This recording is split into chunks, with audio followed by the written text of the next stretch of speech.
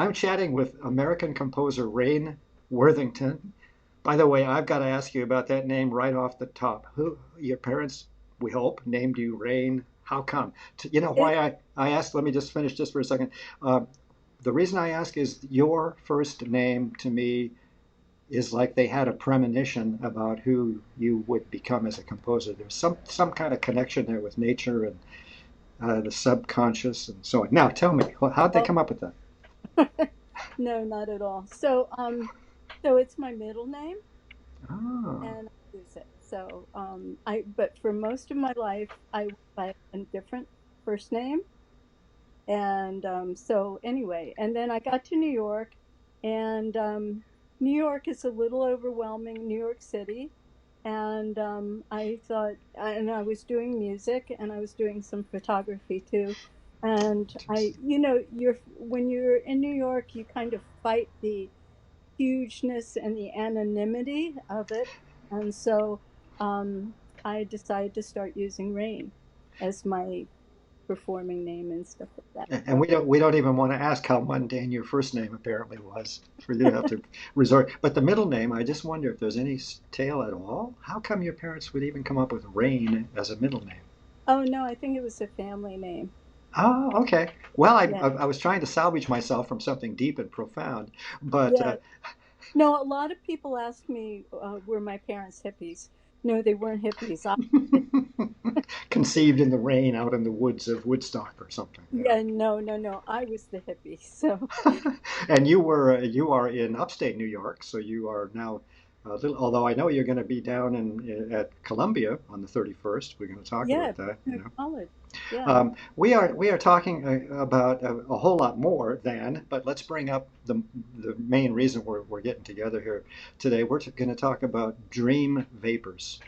selected works for orchestra. It is your first recording of orchestral works. They cover a span of years. I'm going to ask you about that, the recordings of these various pieces. It's came out, I think, in 2017 or 2016, Mm-hmm. released by Navona Records, which puts out this tremendous array of just amazing, interesting music and musicians. So we're Yeah, going to. they're part of Parma Recordings, and they're great. Parma Recordings has been great for me. That's Bob Lord, right? Yes, yes. Quite a guy. The amazing Bob Lord. All of my composer friends who also work with him just go on and on and on about it. So he's very much hands-on and very much involved, apparently. Oh yeah, and the whole team at Parma. I mean, they're so respectful of musicians, and they're so professional and just top notch. You know. Well, that was a good plug. We did a good job there for the biz. We're going to talk, delve a little bit into this very interesting CD and also very purposeful recording. You know what I mean? Uh-huh. And we're going to go there. Yeah, But you just got back from Brazil. Tell me about that. What was that all about? that was incredible. That was such a great experience. The festival in Brazil is received a seed money grant from the New York Women Composers.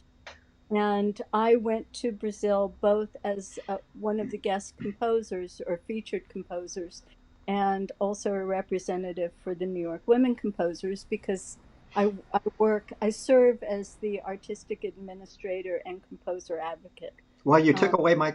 We'll talk about it a little bit later. You grabbed that question right out of my bin. But oh, anyway, so how was it in Rio or where? no, no, no. It was about 250 miles north west of Sao Paulo, Yeah. and in a very um, non-touristy small industrial town, or a town of small industries. The town itself is not small, and the festival is connected to a music school that's connected to the symphony, and so it's in Limeira, Brazil, which is spelled Limeira, but you say Limeira, and the students at the festival are adult musicians, and they go there in the summer for the festival, to study with master musicians, professors, and everything, and it's great, and it's free. Hmm. Everything's free for them. Well, you almost, when you started to describe it, I'm going to do a little plug for my own youth. I spent some time in Brazil in my youth. I was one of those, apprentice conductors, I guess you would say, for Eleazar de Carvalho in Sao Paulo, the Sao Paulo Symphony, and I think that was kind of where you were. And we went way up into the I guess it's where the well, it is where the governor's mansion is, way up in the mountains, a little place called Campos do Jordão, and I almost thought you were going to tell me that you had visited there, a very small little city in the mountains. Wonderful. We might have been near there. Uh-huh. I wouldn't doubt it. Did you ever get to the governor's mansion No, we for a didn't. reception? No, we Anyway, it was the first time, and then we're going to get serious here, but it was the first time, this is how naive I, as a young American, was in my early 20s. I had no idea you could actually mix meats. You know what I mean? Chicken here, sausage there, beef, Oh, those cafeterias, those meat cafeterias. I knew there was going to be a lot of eating of meat, which I don't do all the time. But anyway, the nice thing is I did try to learn a little Portuguese It's hard. before I, and that was neat because at the last concert of the festival, I learned enough that I could read it with the correct pronunciation on my phone, and speak to the audience in Portuguese. Ah, all I can Which, say is all I can say is obrigado. oh yeah, That's about it. That was about it. I'm a little better, but not much. It's a very fascinating, very romantic, delicious language. it's Okay. great.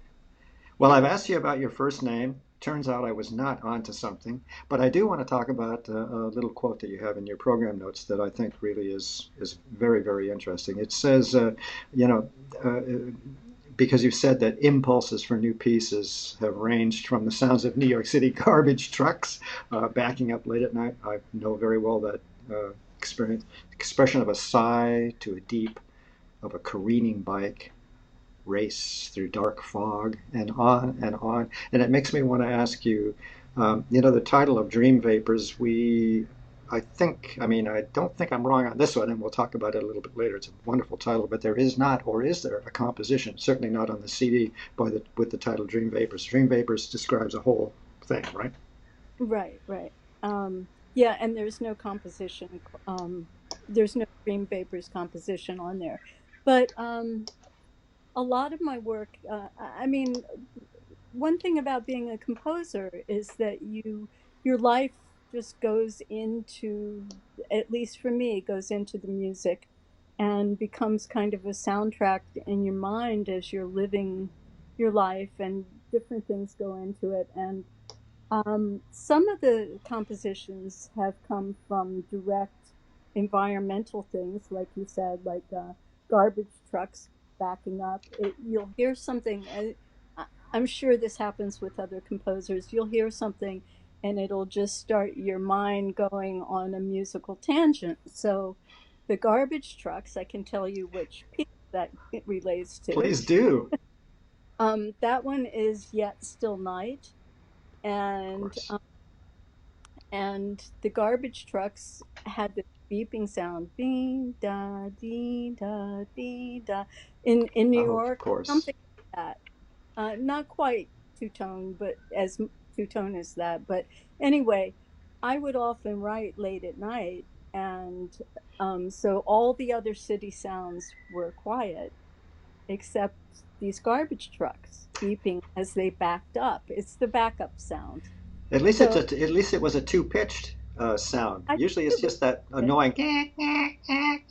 Yeah, no, no, it wasn't quite like that. So, Yet Still Night kind of came from hearing that. It just got my mind going. And the Um, sorry. Go ahead. No. No, no, no. I'm supposed to keep my mouth shut. Please Oh, no, continue. no. And then the one that came most directly from a dream is Dark Through Fast Winds. And that was actually a dream, of being on a bike at night, Mm. um, with going through dark fog on this road Uh, and going very fast through kind of dark winds and fog, and realizing I didn't have any brakes. The bike didn't have any brakes, and I couldn't see anything. I couldn't see ahead of me. Terrifying. It's terrifying, but it also, the dream alternated between feeling absolutely terrified and moments where you just know there's nothing you can do about it. So you just, this calmness comes over you. And so it's kind of alternating between being those two states of mind. And that's one piece that really did come directly from a dream. But the title Dream Vapors, just to get back to that, is I did an interview. Marvin Rosen of WPRB in Trenton, New Jersey, did an interview with me, and we talked about the title. And I said to him, I said, I don't know whether this happens to other people. I'm sure it does. I'm not so unique in this way, but sometimes you wake up and you have the feeling of a dream that just stays with you. You might not even know what the dream is, but there's something that stays with you during the day. And so that I call that dream vapors, and sometimes that goes into the music. And And there's a little something else, I think, unless I'm wrong. Once again, we'll get to it in a bit. But obviously, you're a very intuitive composer. You are also self-taught, and yeah, this just always blows my brains out. By the way, I hated composition. It's so hard. But and it what? must be hard to teach too. Yeah. Yeah. But what was that journey like? Was there an upward growth pattern in terms of composing? First for, I don't know, clarinet, and then for two instruments, and then three and Oh, four. What? absolutely. So the way I got started composing was simply I was staying at a friend's house, um, and they had a piano, and I ended up spending some time in the house by myself, and I just sat down. It was a grand piano, and I sat down and started plunking away, making up patterns and stuff. And I loved it. I absolutely loved it. I fell in love with the sound of the piano.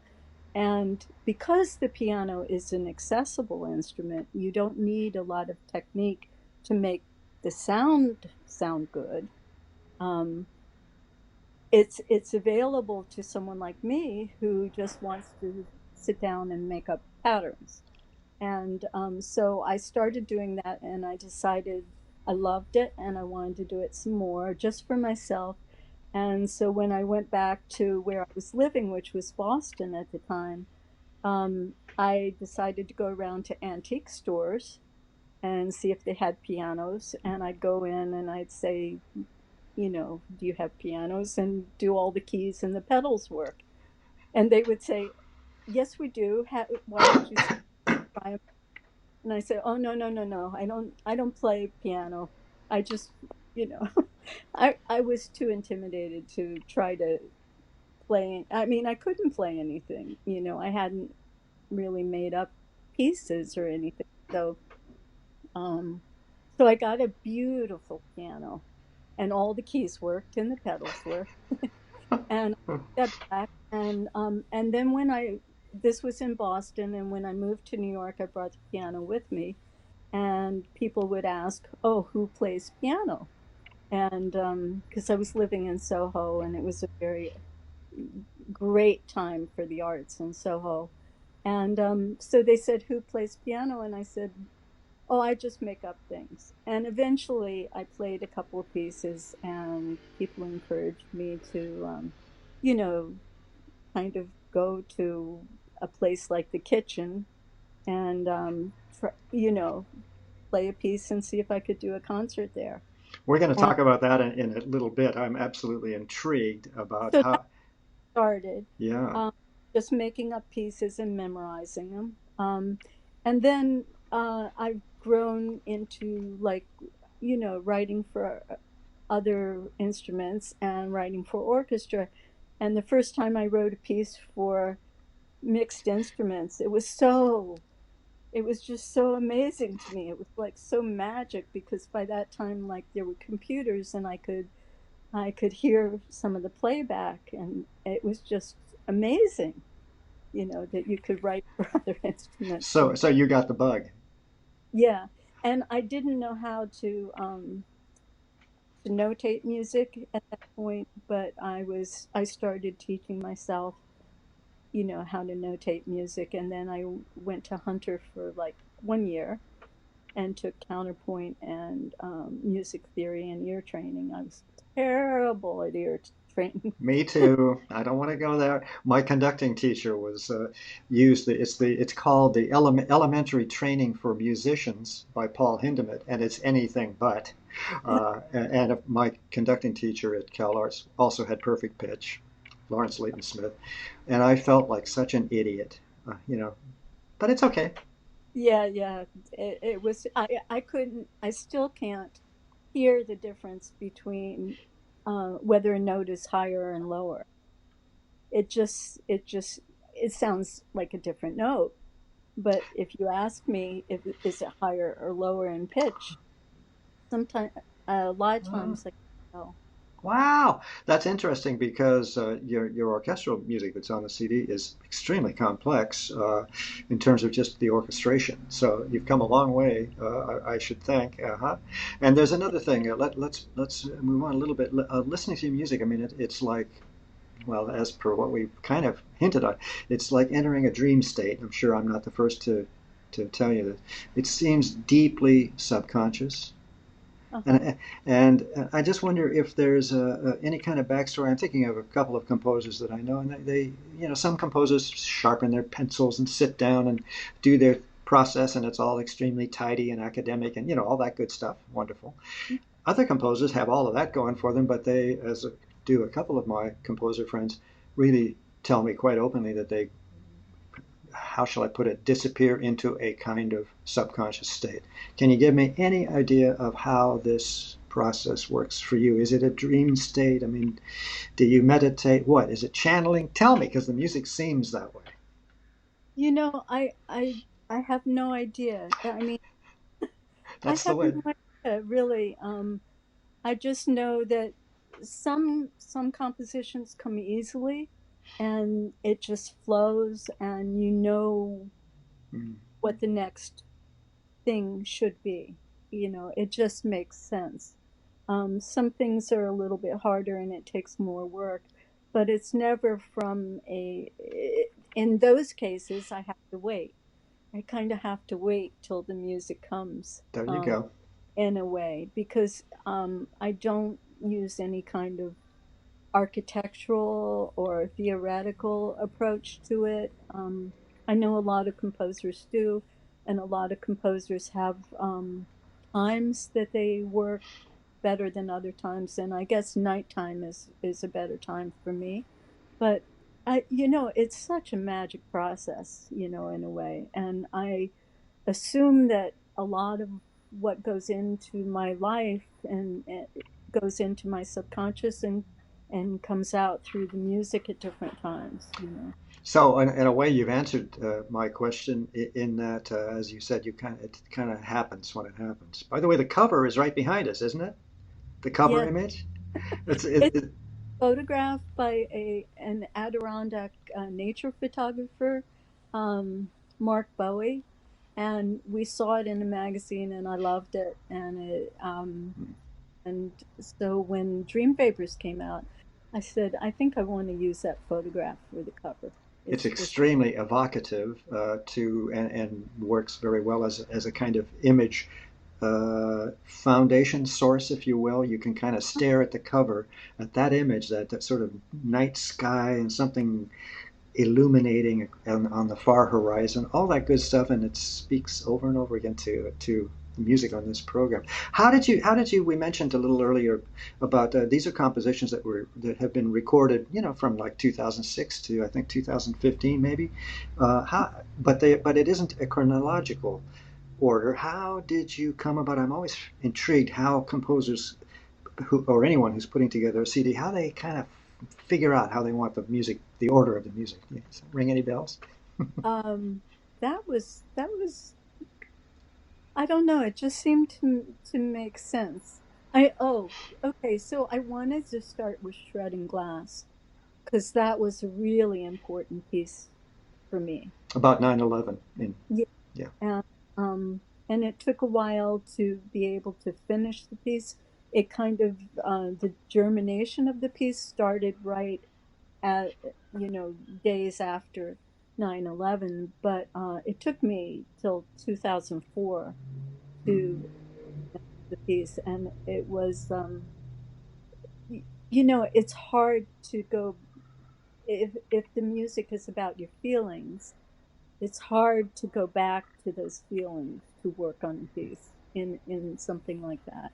But I also knew I had to finish it and to you know had to I couldn't write anything until I finished it. So Why don't you and run through the rest of the program just kind of the pieces, all the titles are so evocative.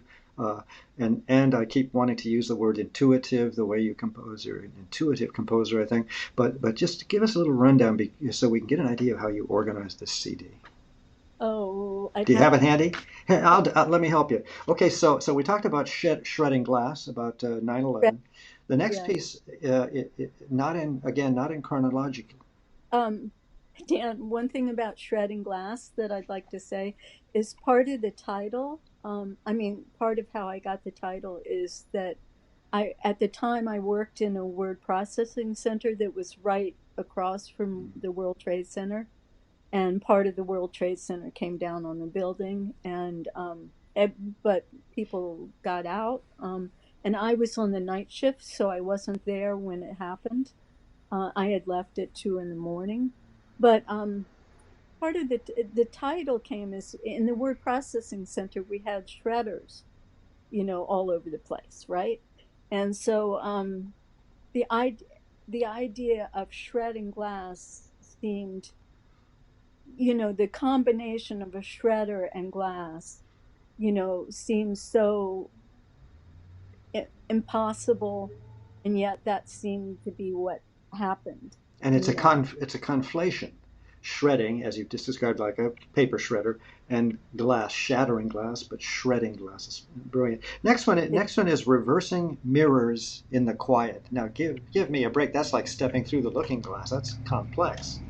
Um, yeah, then it was meant to be like the changes of perception in terms of and the change of levels of subconsciousness and consciousness, kind of the way a reflection on glass sometimes you can see through, sometimes it's transparent, sometimes it's opaque, depending on the light, and sometimes translucent. And so it was kind of reversing that, you know, And looking at I'm what. not going to run through the whole program because we're already at about 23 minutes. Uh, Oh, but but the point is, let's just give me a little bit about the last piece on the CD of Time Remembered. um, again, that came from a dream, and in the dream, I was going through corridors, kind of, uh, different rooms, different corridors, and so to me, it was kind of like memories that are kind of shadows on walls You mentioned of rooms or corridors, or you know um, so that's what it was. gives me a tiny little shiver of the creeps there, shadows Not of forms on walls. meant to be creepy. Just kind of emotional, evocative and emotional. And as a woman, self-taught composer, sounds to me like I'm playing devil's advocate. Sounds to me like two strikes against you in a male-dominated world of composers and academics. What was that journey like? Was it tough? Was it hard? Were you embraced? What is that? What was that? Well, the thing is, sometimes it works against you, and some in ways that you don't even know.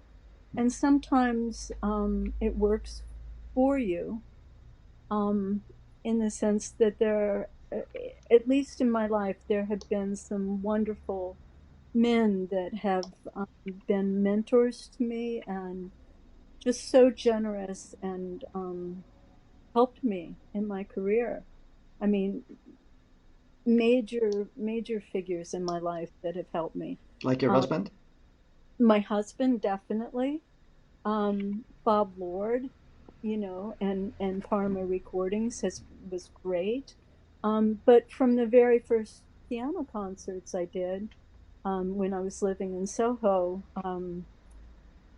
before I knew how to write music, Charlemagne Palestine was a composer and pianist who had a loft and a beautiful Bösendorfer piano. Wow. And I had gone to the kitchen to try to get a concert. The kitchen was a big performance space. Yeah. Okay. Thanks for getting us clear about that. For a minute, earlier I thought, oh, she went to the kitchen, a woman kitchen. I got a little confused. Ah, yes, of course. At that time, it was the major performance space for downtown musicians in Soho and New York City. And so I had gone there, and I obviously was not ready to do a concert because I just froze up, while I was trying to play one of my pieces. And so Charlemagne was someone that was living in Tribeca at the time, which is another area just below Soho. And I asked his advice, and he said, "Well, why don't you play some of your pieces for me?" So he took me to his loft, and I sat down and played some things. And he said, "Well, why don't you do a concert at my loft?" Because What? a Sweet. lot of musicians were doing loft concerts. He was doing loft concerts of his own music, and he was just so generous. And By the it way, only in New York can a person live in a loft and have a Bosendorfer. I mean, only in New York City do these. was an Old Spice loft, so Oh, every time you went in it just smelled so oh. wonderful. And tell me about that club scene. You in your little liner notes, you mentioned leading two bands, and I thought, what? Go. Yeah. So I had terrible stage fright as a solo pianist. So I decided at some point this was really tough to go out there and do it on my own. And so I decided that I wanted to work with other musicians. Again, this was before I studied any music. And so I found some musicians and formed two really interesting groups. And I would come in with a structure and they would improv on top of it. And we kind of set the pieces, and then I would go out and kind of try to get gigs. And so I got gigs that I was successful. I went out with my demo tape of the bands and That's got gigs hard. That is so hard. place. Yeah, but it was great. We played all over New York City. Um, and the first band I had was Zone, and it was bass, guitar, drums, percussion, saxophone, and me on keyboard. And then at some point, we added a singer to do very dark versions of Over the Rainbow and things like that. Uh, very dark, minimal kind of Portishead, only it was before These were your version. hippie years, clearly. Oh, no, Soho. Oh, after my years. oh, after your hippie. So you've been wild and crazy for quite some time before Oh, we yeah. even knew you. I love it. The second band was called Hizoe, and Hmm. it was two percussionists, one from Israel and one from Japan, and a vocalist who did uh, non, no Okay. word kind of Scat, vocalist. I guess. Scat jazz, kind of. Well, not jazz. It was just really wild. She was amazing. She was amazing. She would go from sounding like a street junkie to a pygmy opera or something. I mean, it's just incredible. Once again, only in New York City. I envy you these kind of experiences in that city. I want to kind of move on so that we try Okay. and keep it to 30 minutes or so. But and it's about the last piece of Time Remembered. But I love this quote: "Journeys through an interior space where logic dissolves and language gives way to subconscious rooms and pathways, as you described, where memories play like shadows cast against a screen of emotion." And by the way, that's the whole CD. I Okay. mean, I mean, we are talking uh, a real expose of your deepest uh, experiences and emotions and intuitiveness and all the rest of it.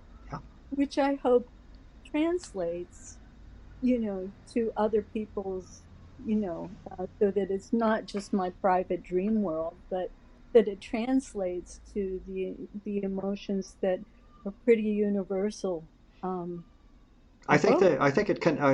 You. I think people connect with your music. I certainly did. The excuse might be that I've heard so much stuff, but the point is, as some of the critics have mentioned, there's something that gets right deep down into the, forgive me, the gut of consciousness and subconsciousness. So it's amazing. And now let's just talk about the beautiful purpose of this CD to all proceeds going to Alzheimer's research. Tell me Hmm. about that, and then remind me about your tell me a little bit about the functions with the women composers organization that you're head of. Okay. So after the CD, when the CD was being released, my mother had lived with us at for a period of time, a year and a half, while she was progressing through dementia.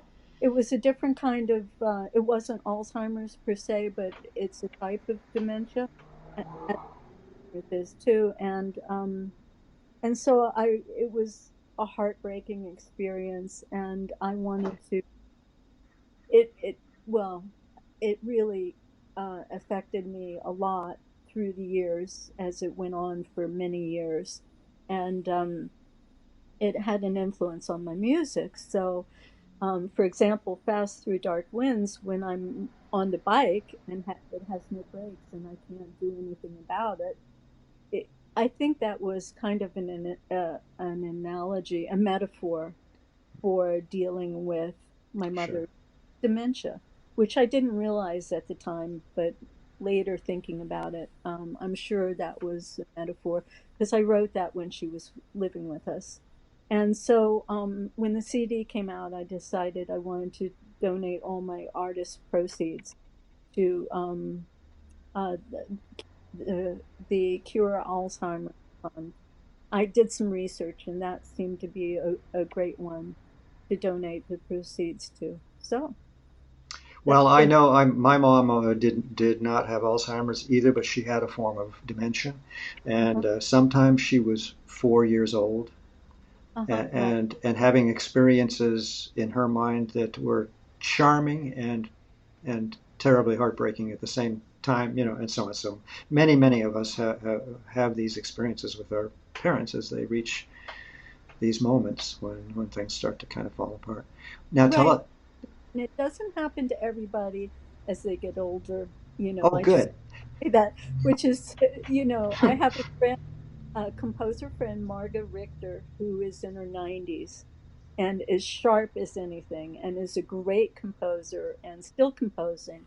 And she challenges me every time we talk on the phone. No We, plaque. we, No, there's no plaque on her brain. That's for sure. no, not at all. Now about the women's composers organization. Tell me a Uh-huh. little bit. Well, it's basically, I mean, some people say, is there really a need for it? And yes, there is a need for it because women still aren't receiving kind of, they're still underrepresented, represented in the field. And so it's really about not it's not women over men. It's not a battle of the sexes. It's just to help kind of redress this situation, um, for equal representation. Because the truth is, these days, um, there are probably, it's pretty fairly balanced between men and women composing music. And so maybe not 50-50, but maybe 60-40. And so this organization is trying to make people aware that there are women composers, and you get to hear, and maybe it's worth hearing their music, and meeting some. For example, in Brazil, uh, I'm sure a lot of the people in the audience had never met a woman composer, didn't know a woman composer, and most people can't name a woman composer. Yeah. So it's really about that. It's not women over men. It's just let's have some fairness in this. Yep. You know, And headways have been made for women conductors. It's getting better and better. And yeah. as you know, I'm interviewing at least a half dozen women composers and their CDs. It's been fascinating, and No, the struggle is still there. The struggle is still on, but it's getting better. yeah. I really enjoyed your interview with Nan Washburn. Oh, thank you. Oh, she's Yeah, such a sweetheart. I've known her for way too many years, but she's such a sweet, and she's doing such amazing things with the Michigan Philharmonic. It's tremendous. Uh, Rain Worthington, American composer. I want to thank you for giving me this chunk of time out of your evening, I guess, up in upstate New York. Uh, Dream Vapors. I'm going to have a review as well as this interview and videos of movements and wonderful pictures, by the way. Thanks for that most recent one. It's gorgeous. Up at performingartsreview.net. And thanks again. I'm going to make sure I point a whole bunch of people at you. thank. So, It's been a pleasure to meet you, to finally meet you as virtual persons. We're ah, virtual persons now. the process has been long and quite an educational curve for me since starting performingartsreview.net. I had no idea what I was getting into, frankly. And I think I'm getting a system going now that's going to have a faster turnaround. So keep your fingers crossed. Oh, no, no, no. This has been great. It's a real Okay, pleasure. wonderful. Thanks again. See Okay, you. thank you. Bye bye. Okay, bye bye.